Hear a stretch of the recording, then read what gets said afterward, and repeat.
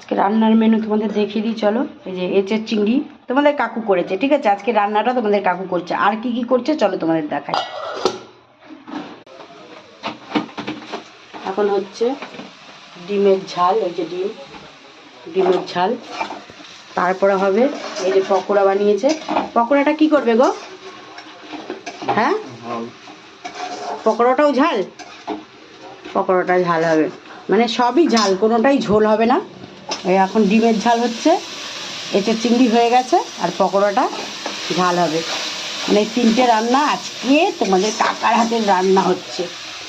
আমি রেস্ট। দেখতে পাচ্ছি কষানোটা ব্যাপক কিন্তু কষাচ্ছে। রান্নাও কিন্তু টেস্টি হয়, তোমাদের কাকু কিন্তু হেভি রান্না করে।